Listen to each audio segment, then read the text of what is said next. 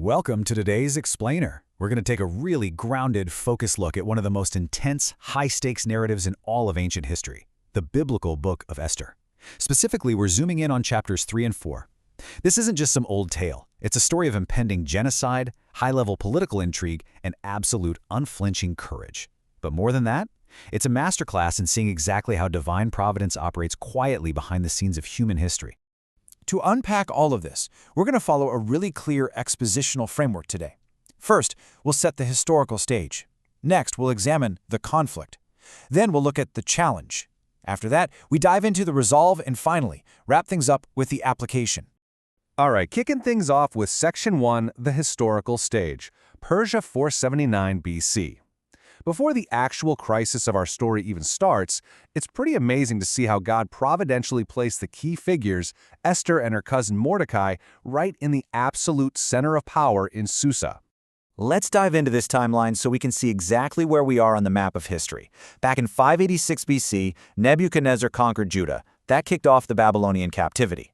Then 50 years later, in 536 BC, the first group of exiles headed back to Jerusalem under Cyrus. But here's the thing. Esther's story happens decades after that, focusing on the Jewish people who actually stayed behind in the Persian Empire. She becomes queen right around 479 BC, which is roughly 25 years before Ezra leads that second major return. And to really grasp the weight of this text, we've got to anchor it in secular world history. You see the biblical king Ahasuerus? Well, world history knows him as Xerxes I. He ruled the massive Persian Empire from 486 to 465 BC. So we're not talking about a fable here. This is happening on the very real global stage during an era of absolute, completely unchecked monarchical power.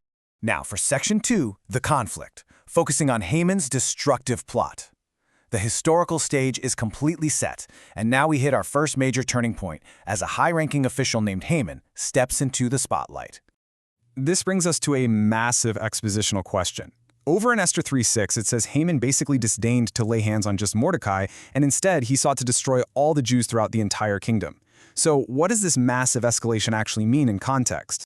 Well, look at the absolute stark contrast and what motivates these two men. Haman just got this huge promotion from the king, right? And the king basically commands everyone to bow down to him. But Mordecai totally refuses. Why? Because Mordecai is Jewish, and his obedience to God takes ultimate priority over obeying any human ruler.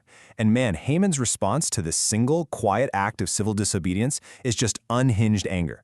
His fragile pride metastasizes into this blinding hatred, and it pushes him to plot the systematic, total destruction of an entire people group. To bankroll this genocide, Haman promises the king a literal fortune, 10,000 talents of silver. That's an astronomical sum. He completely deceives King Xerxes, painting the Jewish people as this rogue, dangerous faction, and uses this massive payout to grease the wheels. And it works. The king literally takes off his signet ring and hands it over to Haman, giving him a blank check to write a law demanding the annihilation of all Jews, men, women, and children, in a single day. Now, to pick the date for this dark day, Haman casts the pur, which just means the lot. Think of it like rolling dice. And this brilliantly illustrates a core theme of this explainer, God's sovereign providence over human plans. Haman rolls the dice in the first month, but the lot actually falls on the 12th month, nearly a whole year away. That timeline provides the exact perfect window needed for events to unfold according to God's hidden plan. It's just like Proverbs 16:33 says, "The lot is cast into the lap, but its every decision is from the Lord." With that terrifying royal decree sealed and blasted out across the empire, we move into Section 3, the challenge, a time for mourning. The city of Susa is thrown into utter confusion. The sheer devastation on the ground brings us to our second expositional question, which really captures the climax of Esther's internal conflict. Mordecai gets word to Queen Esther, desperately pleading with her to step in, and he hits her with one of the most famous questions in all of history. Yet who knows whether you have come to the kingdom for such a time as this?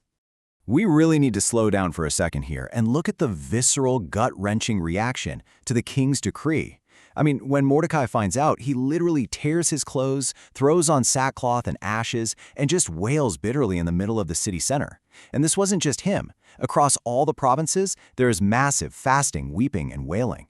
Wearing sackcloth and ashes wasn't just some cultural tradition. These were profound physical expressions of deep sorrow and total humility before God when faced with absolute slaughter. So why doesn't Esther just march right in and fix it?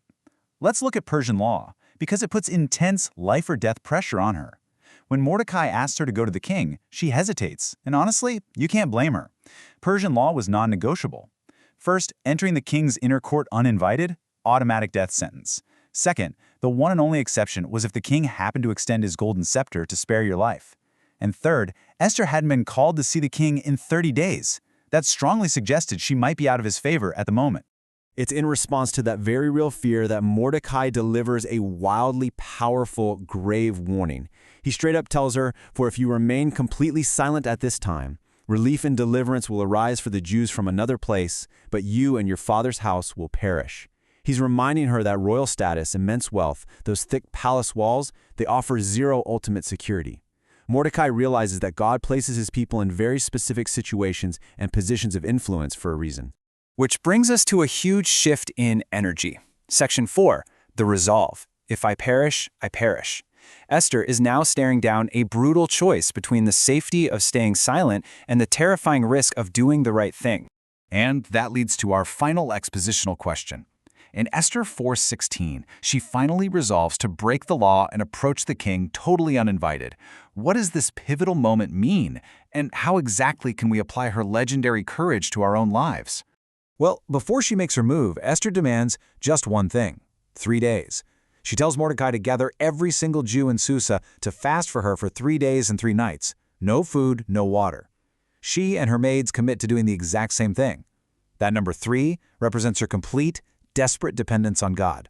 She absolutely knows that brilliant political strategy is totally useless without spiritual backing. So the crucial point is captured in her final incredibly resolute statement, "If I perish, I perish." Esther fully 100% understands the danger. She knows she might be executed, but she absolutely refuses to let fear stop her from doing what is necessary. And this is just such a brilliant reminder that true faith doesn't automatically erase the danger standing in front of you. Actually, scratch that. It's more like faith gives you the courage to obey God regardless of what the consequences might be. All right, now that we've walked through the history and the text, let's bring it all forward to Section 5, the application. How do these ancient, sweeping events translate into actionable lessons for us today? Looking at the source material, we're left with 4 really powerful takeaways. First, we have got to trust in God's sovereign providence. Even when human rulers act with unimaginable cruelty, God's purposes will absolutely stand. Second, just like Mordecai, we need to obey God over human pressures, even if we're standing entirely in the minority. Third, when a crisis hits, our very first response should be seeking God through prayer and fasting. And finally, fourth, like Esther, we must act courageously when the moment demands it. You know what makes the Book of Esther so wildly unique? Is that God's name is literally never explicitly mentioned in the original text. Not once. Yet, his fingerprints are just everywhere. This ancient story perfectly illustrates the promise we find much later in Romans 8:28, that all things work together for good to those who love God and are called according to his purpose. Even when we can't see the full picture, that hidden hand of providence is always at work, strategically moving pieces and placing people exactly where they need to be. Which leaves us with one final, deeply personal thought to chew on. History isn't just a bunch of facts about the past, right? It's a mirror reflecting our own moments of truth. God often places us in very particular circumstances, our jobs, our cities, our social circles, for a distinct, purposeful reason. So when the crisis comes, and you realize you are uniquely positioned to help, are you ready to act with courage for such a time as this? Thanks for diving into this explainer with me today.